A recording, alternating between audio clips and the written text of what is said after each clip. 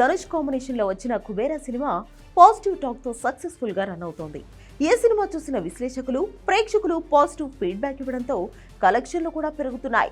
అయితే అక్కడక్కడ ఈ సినిమాకు నెగిటివ్ ఫీడ్బ్యాక్ కూడా వస్తుంది. ఈ నేపథ్యంలో కుబేరా టీంకు ఓ నెటిజన్ 13 ప్రశ్నలు సంధించాడు.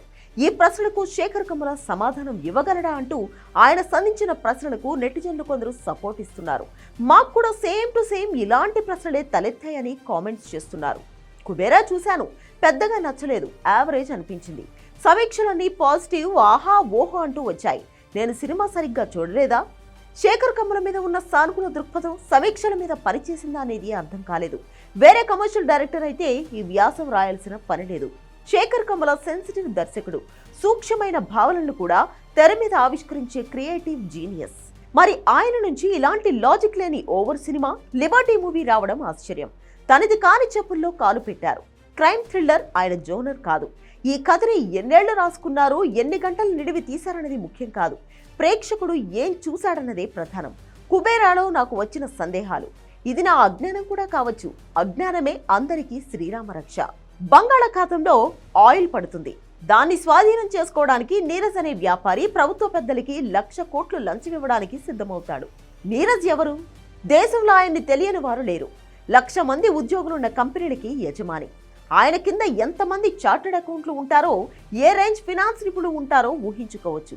ఆ రేంజ్కి చేరుకోవాలంటే గవర్నమెంట్లో ఎందరిని మేనేజ్ చేయాలో, ఎలా చేయాలో తెలియని అమాయకుడు కాదు. అయినా కొత్తగా ఏదో డీల్ వచ్చినట్లు తండ్రి చెప్పిన మాటలు విని జైల్లో ఉన్న సిబిఐ అధికారిని కేసు నుంచి విడిపించి మరీ 1,00,000 కోట్ల డీల్ అప్పచెప్తాడు.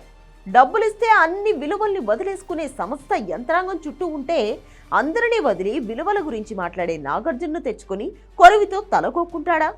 సినిమాటిక్ లిబర్టీ అంటారా? Okay, done. నాగార్జున విషయానికి వద్దాం.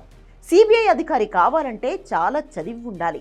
అధికారం ఉన్నప్పుడు విలువలకి కట్టుబడి ఉండాలంటే చాలా నైతిక శక్తి కావాలి.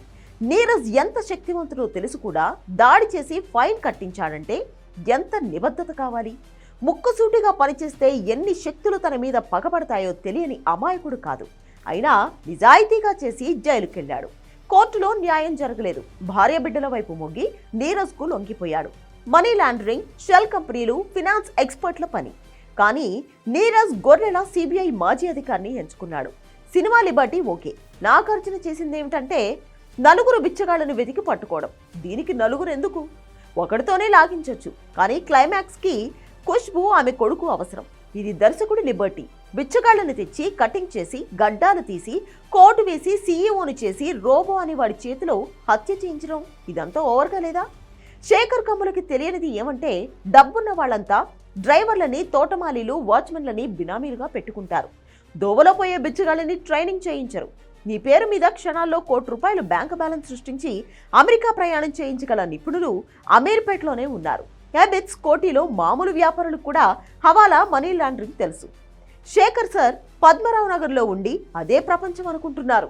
ధనుష్ ఒక బిచ్చగాడు. చదువు లేదు కానీ తెలివి ఉంది, జ్ఞాపక శక్తి ఉంది, మనిషిగా విలువలున్నాయి. బాల్యం ఒక గాయం. అలాంటి వాడు కష్టపడి పని చేసుకుంటాడు గాని బిచ్చగాడిగా ఎందుకుంటాడు? మరుజన్మలో బిచ్చగాడిగా ఉండడానికి ఇష్టపడినవాడు ఇప్పుడు బిచ్చగాడిగా ఎందుకున్నాడు? ఉన్నాడనే అనుకుంటే ఎవరో ముక్కు మొహం తెలియని వాళ్ళు డబ్బులు ఇస్తామని చెప్తే వెళ్తాడా? సూటు బూటు వేసి సంతకం చేయమంటే తెలివైన వాడికి కొంచెమైనా అనుమానం రాదా? రాలేదనే అనుకుందాం. ఇంతకీ అతని డబ్బు ఎందుకు ట్రాన్స్ఫర్ కాలేదు? ఇవన్నీ పక్కన పెడితే ఓల్డ్ మాంక్ పేరు చెప్పి ఎవడైనా ఫ్లాట్లోకి వెళ్ళగలిగే ఇంట్లో బోలెడు డబ్బు, బంగారం దాచిన అధికారి ఎంత అమాయకుడు? అసలు అతని కథ ఏంటి? బ్యాంకింగ్ అవగాహనే లేని ధనుష్ ఒక ట్రక్ నిండా నోట్ల కట్టలని విలన్ ఇంటి ముందు ఎలా వేశాడు?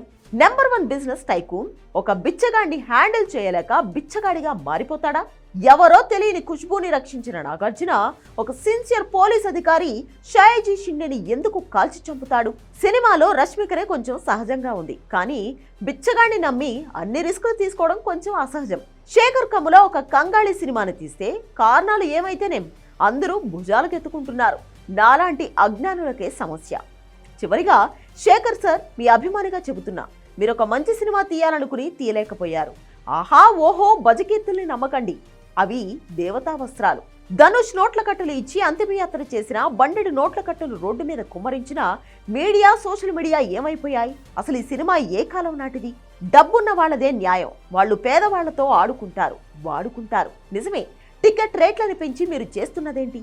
దోపిడీ కాకుండా వేరే పదమేమైనా ఉందా? శేఖర్ కమ్ముల 150 కోట్లతో జూదం ఆడారు. మీరు మంచి ఆటగాడే కానీ ముక్కలు పడలేదు. ఓ ఫ్యాన్ చేసిన ఈ ప్రశ్నలు ఇప్పుడు సోషల్ మీడియాలో వైరల్ అవుతున్నాయి.